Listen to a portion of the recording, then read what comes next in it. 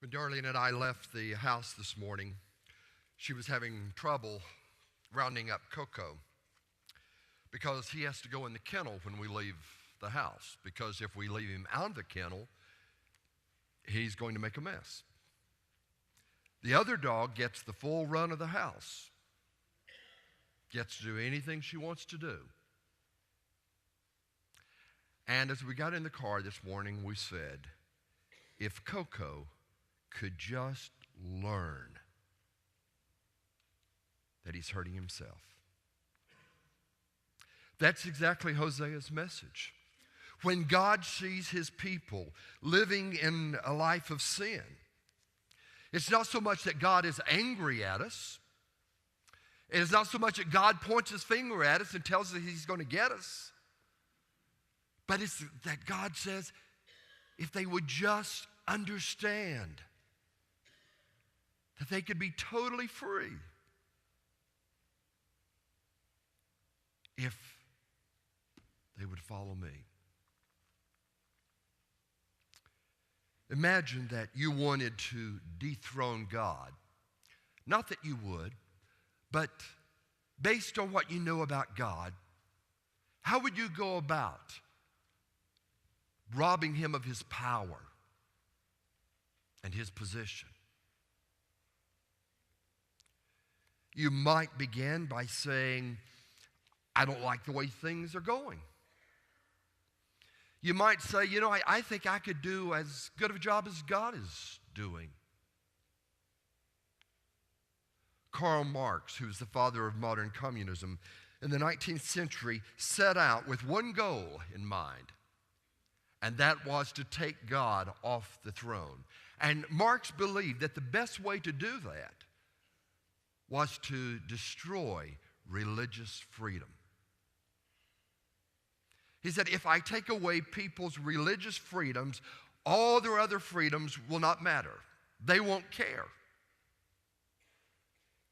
Marx was smarter than many of us because he understood that the very heart of everything that is important to us is our relationship to God. Our country was founded on religious principles. And those principles include our freedom as a nation. And religious freedom means that every person has the right to pursue the God of his choice, or maybe not to pursue a God. But too many times, as it's like we're in a race. And we forget to focus on the prize. We forget to give our best. And we begin to watch other runners in the race. And we either take pride believing that we are ahead of them, or we get discouraged thinking that we are behind them. When it's all about running the race for God. Memorial Day is the day that our nation has chosen to honor the men and women who died to give us, above all things, religious freedom. The freedom to assemble here this morning and to study God's Word. The freedom to go to a Bible study class after the service and not have to do so in secrecy. These men and women who were soldiers have died around the world. On France's Normandy beach and Korea's east coast. In Germany's frozen tundra and the rice fields of Vietnam. In Iraq's barren deserts and the mountains of Afghanistan. In the 19th century streets of Baltimore and Philadelphia, and in the cotton fields of the Confederacy.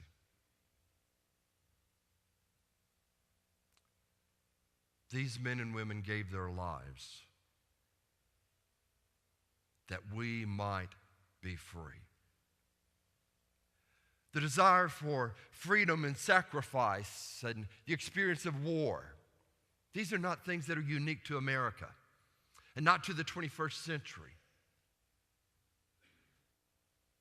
John McRae was a soldier in the Royal Canadian Army. And in one particular battle, he witnessed the deaths of more than 500,000 soldiers. Reflecting on that experience, he wrote in Flanders Field. And the image of the soldiers, many of those who died were men who literally coughed themselves to death because of the use of poisonous gas in that particular battle. The 8th chapter of Hosea is another commentary on war and sacrifice and freedom. Hosea is telling the same story that we are telling across America today. Some of the details are different. And in this case, Hosea says, the race has ended, and Israel has lost. And the monuments are not monuments of pride, but these are monuments because we have suffered as a result of our sin. He portrays to Israel 3 monuments symbolizing their sin. The first is an empty cup. In verse 7, they sow the wind and reap the whirlwind. The stalk has no head. It will produce no flour. Were it to yield grain, foreigners would swallow it up. Israel is swallowed up. Now she is among the nations like a worthless thing. Hosea was an Israelite. And imagine that he has to deliver this message to his own people, as did the other prophets. It's hard to say to someone you love, you've done wrong. It's hard to tell your own flesh and blood, you're going to pay a price. But Hosea was speaking for God. He said, you've done evil in the eyes of God, and we are already paying the price. And an even more sinister evil will destroy us. We have sown to the wind, and we will reap the whirlwind. It's like throwing dust in the air, and it's going to blow back in your eyes, enter your nostrils. And then you realize it's not a smart thing to do. Hosea presents the image of hunger and thirst. He portrays Israel as holding an empty cup because they have dethroned God, the source of their blessings. The God who gave them water when they were thirsty, the God who gave them food when they were hungry. How did they dethrone God? They attempted to set up a network of alliances with other nations. When God said, I will be your protector, I am your God, I am your Lord. But they couldn't trust him. And of course, no one wanted to enter as partners with the Assyrians. And Israel was left all alone. Hosea shows them as a worthless thing. In the New Testament, the Apostle Paul talked about vessels of dishonor. Both men had in mind a vessel that was useless or a vessel that served a lowly purpose. For instance, if I had a silver goblet, I might place it on this podium with pride. But I would not place on this podium with pride a hospital bedpan or a urinal. And Israel had been chosen by God to be his people, to be his messengers. And they had rejected God's call and now would be among the lowest of the nations on the earth.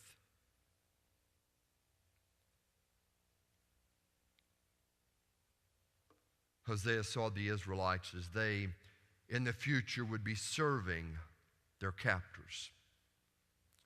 Why? Because they had refused to humble themselves before God. They had refused to accept God's authority. And when any people refuse to be humble before God, refuse to live by God's word, then those people will serve their worst enemy, not the God who loved them.